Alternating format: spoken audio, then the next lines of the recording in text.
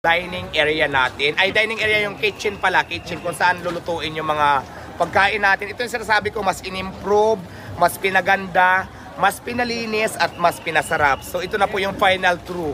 Charing, dito na tayo. So, asa na yung aking cameraman? So, ayan, dahan-dahan lang sa pagpasok, baka magtangayan yung mga ano. Papakita ko lang sa inyo yung mga gamit natin. So ngayon, nag-prepare kami para naman sa mga bisita. So mayroon kaming hinanda na catering muna kasi di ba hindi pa naman tayo magbubukas. Pero may mga menu din dito na pares tulad ng sineserve natin sa Pasay.